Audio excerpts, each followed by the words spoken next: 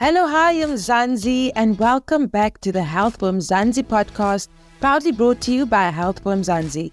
I'm your host, Joe, and I'm so excited to walk this health and wellness journey with you. Remember, nothing is off limits.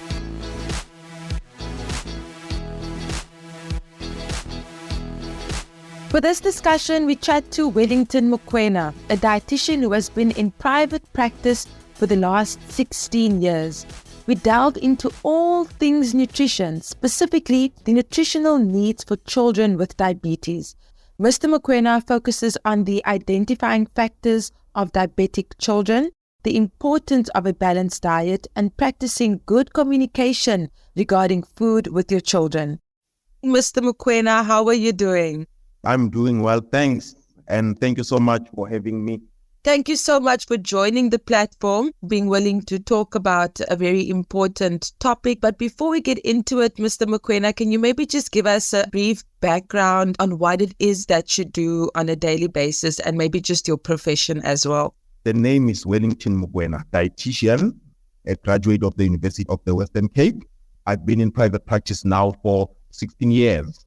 Just so that people understand what we do as dietitians. We are those professionals who are able to look at one's medical condition and then be able to advise them which type of foods to eat so that it implements whatever medication they are on. And to tell you the honest truth, there are some conditions which might not actually even need any medication. You'll find that they are purely related to what one eats. So we are able to help a person to adjust that because, when one works on a diet, you remove certain food items which were providing certain nutrients. It's also important that I am able to recommend other food items which will be able to still give the person, the nutrients which they are missing from whatever food items we would have told them not to eat. So we try to be as comprehensive as possible, but also just to be a little bit more detailed. As dietitians, our interest is not only in terms of those who are sick. In fact, the majority of us, and this is where the medical profession is going, prevention is better than cure. Also advising those who are not sick to eat well. That's what we do as dietitians on a day-to-day basis.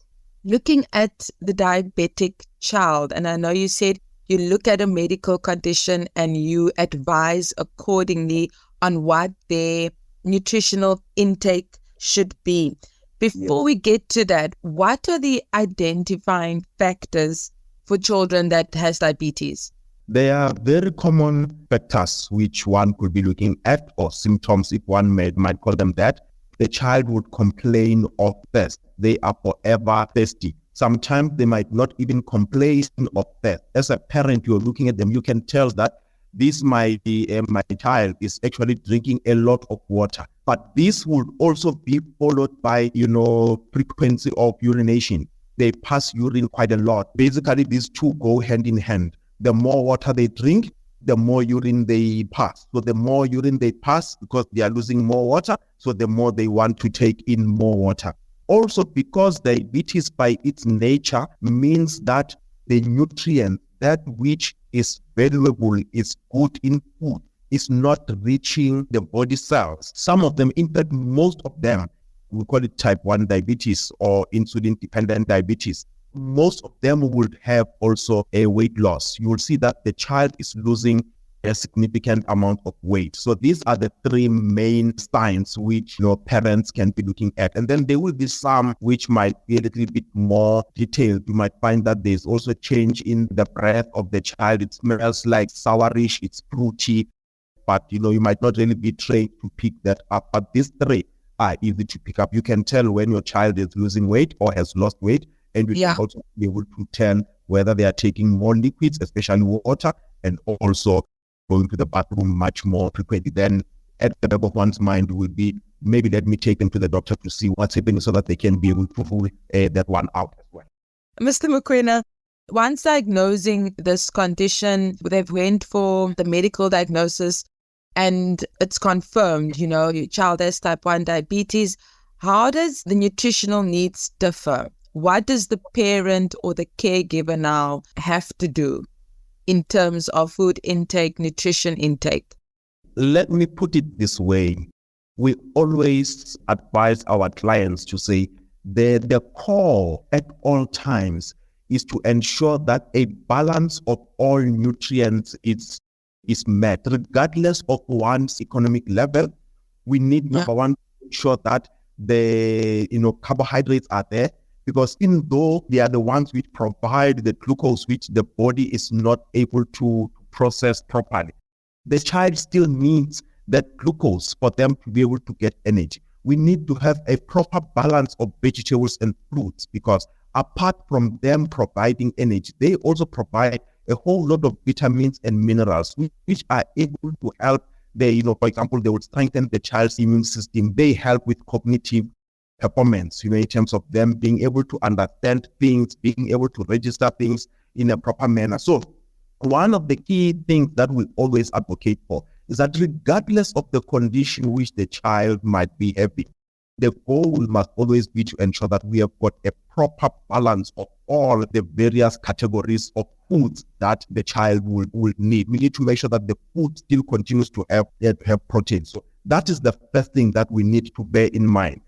We do not necessarily promote one food item above the other one. But obviously, because their bodies are not absorbing glucose properly, then this also needs to be one of the areas that we focus on. So we ensure that whatever diet we put them on is able to deliver the right amount of glucose to their bodies, and their cells are able to absorb that glucose. But generally speaking, we discourage a situation where we want to focus on a specific food item or a specific nutrient. So answering now your question properly to say, how does it change their nutritional needs?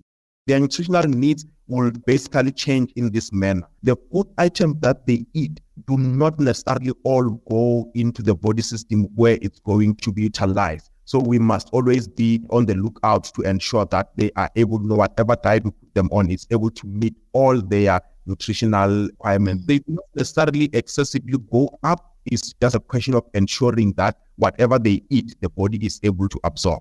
Mr. Mokoena, what I'm hearing is really just, it's all about balance.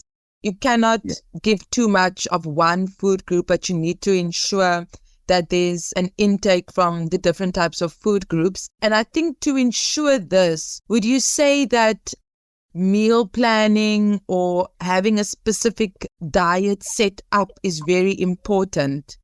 Yes, it is very important.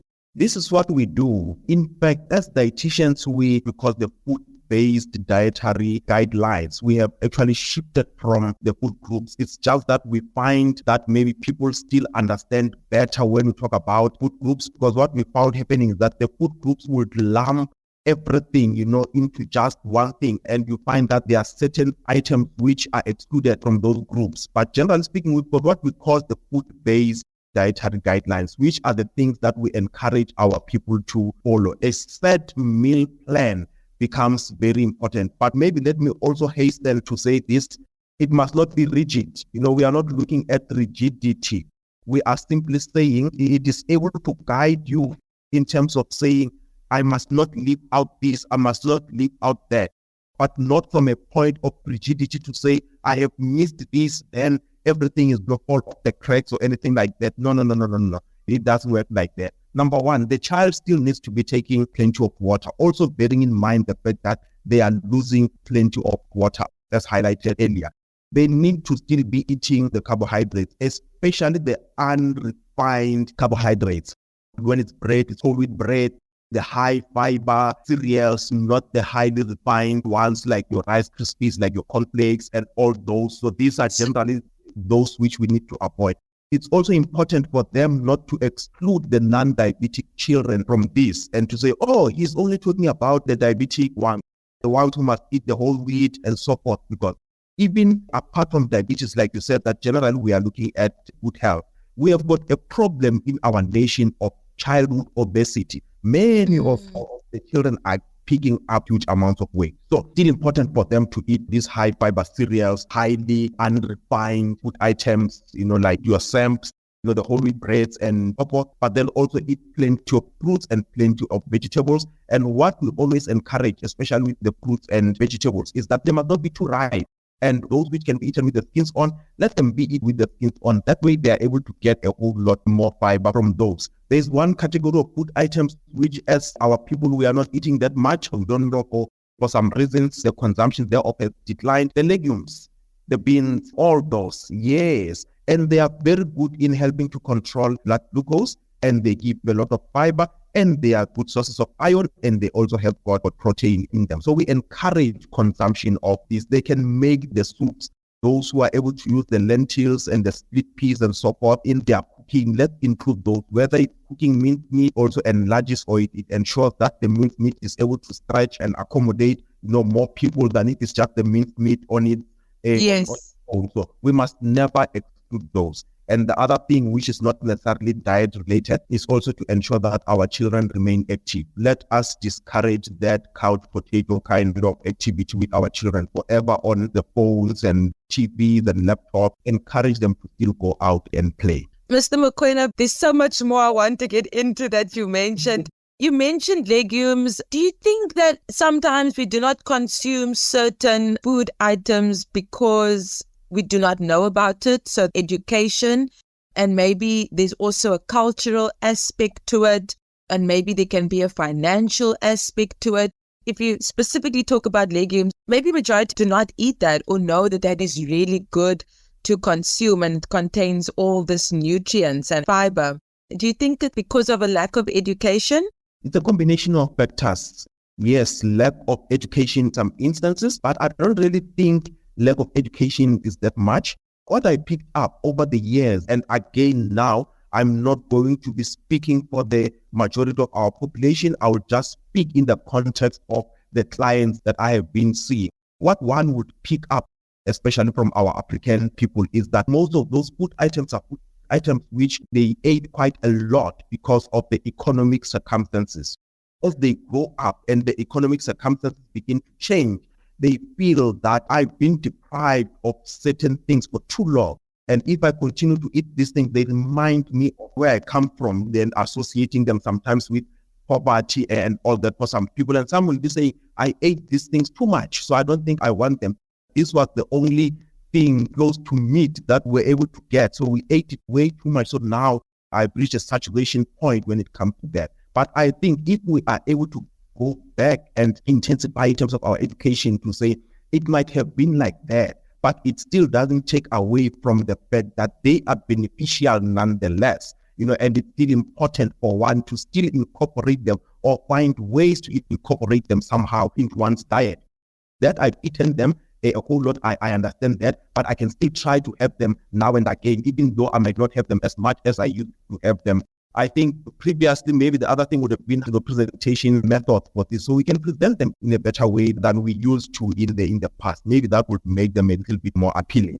I'm glad you brought the general child into this conversation because, nutrition is just core to growth and development of the child. The education around snacking and sort of sugary sweets.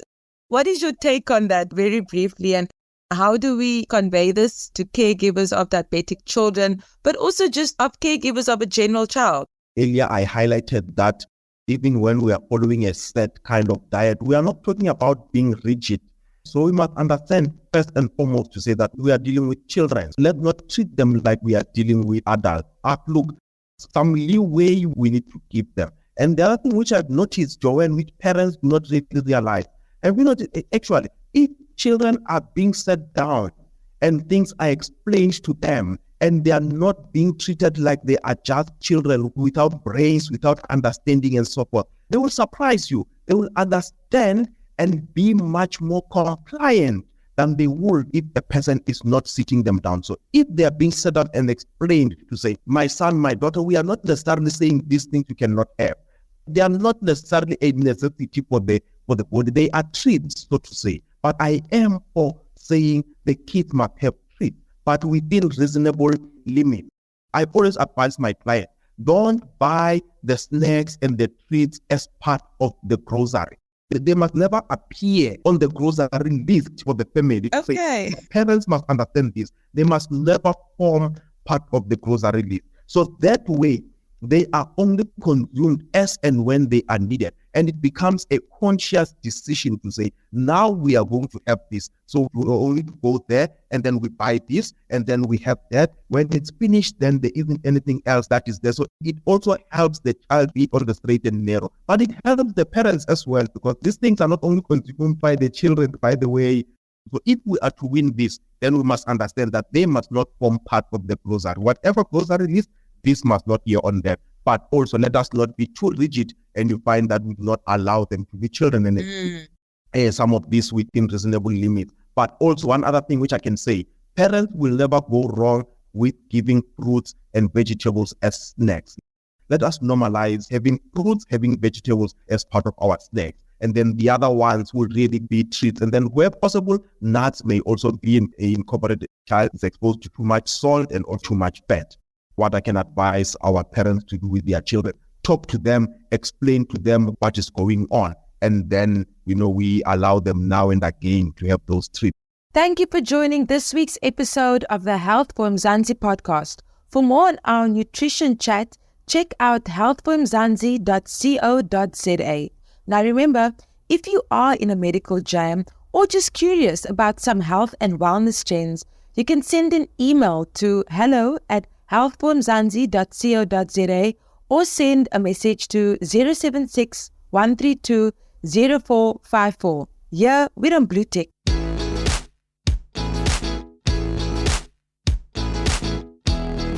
There you have it, girls and guys. As explained in the discussion, consuming good nutrition is not only reserved to people with health conditions. It is a lifestyle that can and should be followed by all. Remember, nutrition is core to a child's development and growth. Until next time, keep well, stay healthy. Signing out, your girl Jo.